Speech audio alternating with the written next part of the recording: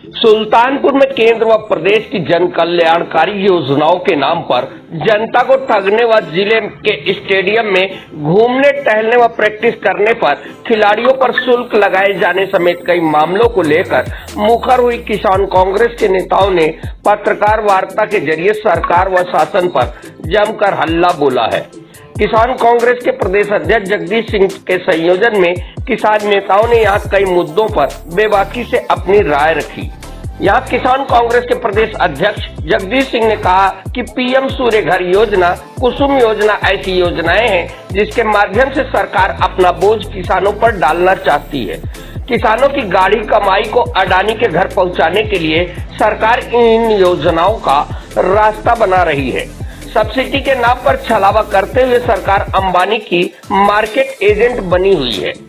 किसानों से पैसा लिया जा रहा है और उन्हें एक तरीके से प्रतिबंधित किया जा रहा है कि वह सरकार के लिए बिजली बनाए और सरकार के उद्यम बन जाए। उन्होंने सोलर पैनल से पैदा होने वाली बिजली को सस्ती दरों पर खरीदकर आम जनता के ऊपर भारी भरकम बोझ लादने की सरकार की बड़ी गहरी चाल बताया है।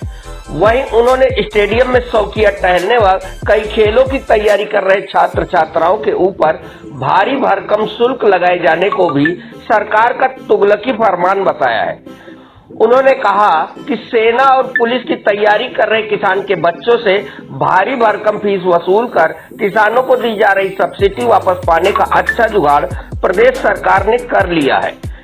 एक और सरकार बेरोजगार छात्र छात्राओं को रोजगार से जोड़ने का दावा करती है। ओपन जिम का कॉन्सेप्ट लेकर गांव-गांव पहुंच रही है। वही स्टेडियम में भारी भरकम शुल्क लगाना उसकी नीयत पर सवाल पैदा करता है। उन्होंने खुले तौर पर सरकार को चेतावनी दी कि जल्द से जल्द वह इस अपने तुगलकी फरमान को वापस ले ले, छात्र छात्राओं को स्टेडियम में मुफ्त व्यवस्था उपलब्ध कराए। पीएम कुसुम योजना हो या सूर्य घर योजना, उसमें ग्राहकों को सोलर से अपना काम करने की स्वतंत्रता दी जाए। जिलाध्यक्ष ओम प्रकाश सिंह ने भाजपा सरकार में चल रहे किसान दिवस को छलावा बताया। उन्होंने शासन पर हमला करते हुए कहा, किसान दिवस में एक अधिकारी किसानों की समस्याओं को सुन तो लेते हैं पर उस पर अमल नहीं करते, चाहे स्थानीय समस्या हो या जिला मुख्यालय की। किसानों के गंभीर मामले कोई भी हो, हल इन अधिकारियों के पास नहीं होता। शीघ्र ही एक बड़ा आंदोलन कर इन्हें बेनकाब किया जाएगा। कार्यक्रम में प्रमुख रूप से पार्टी के प्रदेश महासचिव शरद श्रीवास्तव, जिला महासचिव विजयपाल, विनोद पांडे, राकेश पांडे, सलाउद्दीन हाशमी समेत दर्जनों पार्टी कार्यकर्ता मौजूद रहे। यहाँ आप सबके बीच में पंत स्टेडियम है। आप सब अवगत होंगे कि पंत स्टेडियम पर किसान परिवार के जो छात्र यहाँ पे जनपद में आते हैं, पढ़ते हैं, वो आर्मी की ट्रेनिंग, पुलिस की ट्रेनिंग के लिए अमूमन अपना शारीरिक जो क्षमता है उसको अंदाजने के लिए, उस दक्षता को तीखा करने के लिए वहाँ एथलेटिक सारी व्यवस्था में दौड़ते हैं। अपने आप को उस खेल कूद से जोड़कर अपने आप को तैयार करते हैं फौज की भर्ती के लिए। वेदना ये है कि आज परिस्थिति ये है कि उस पंत स्टेडियम में प्रवेश शुल्क लगा दिया गया है और कहा जा रहा है कि 200 रुपया प्रति माह वो छात्र देगा।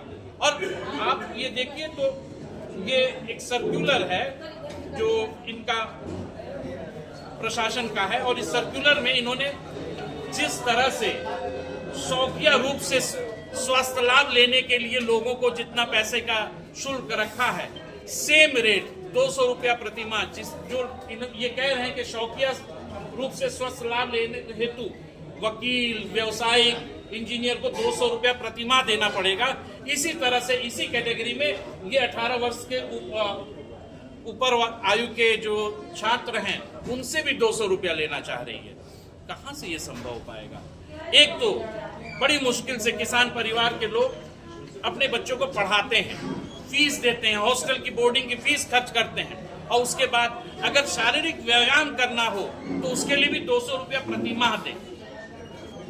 खेद है, अगर इसी तरह से जन सुविधाओं का बाजारीकरण हुआ तो कहां जा रहे हैं हम? क्या ये जन सुविधाओं के बाजारीकरण के प्रतिफल में किसान परिवार रोजगार से वंचित नहीं हो जाएंगे?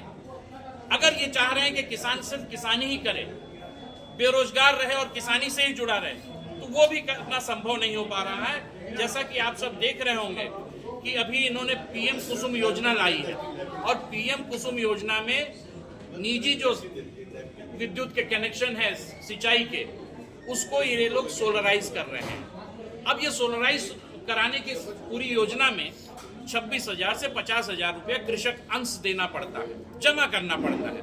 और वो जमा करने के बाद आज परिस्थिति ये है कि वो पूरा सोलर प्लांट तब तक चलता है जब तक कि बिजली रहेगी। अगर बिजली कट जाएगी तो वो सोलर प्लांट नहीं चलेगा। कारण क्या है? कारण सिर्फ इसलिए है कि 1,500 रुपये की VFD आती है। VFD एक ऐसा उपकरण है जो ये संभव कर पाता है कि अगर लाइन रहे या न रहे, सूरज की रोशनी रहेगी तो ट्यूबवेल चलेगा, जब तक सूरज की रोशनी रहेगी तब तक सिंचाई का काम हो सकेगा। वो 2,500 रुपये का VFD सरकार अपनी योजना में सम्मिलित नहीं की है। क्यों नहीं की है? अडानी जी का सोलर प्लांट तो है उसमें, अडानी जी के अन्य उपकरण तो है उसमें, पर चूंकि वो VFD अडानी जी नहीं बना रहे हैं तो उस योजना में है ही नहीं। और परिणाम क्या है? परिणाम ये है कि वो सारे सिंचाई के ट्यूबवेल तब तक ही चलेंगे जब तक कि विद्युत प्रवाह रहेगा। तो क्या यही उद्देश्य था कि सरकार अपनी विद्युत बिल को कम करने के लिए किसान का ये व्यय कराई है?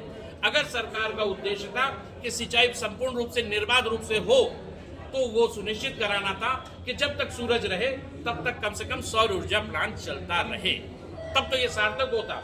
2 लाख 2.5 लाख की ये योजना है, ये इसका यूटिलिटी खराब हो जाती है जब आप उसमें ऐसी छोटे छोटे चीज को न ख्याल करें।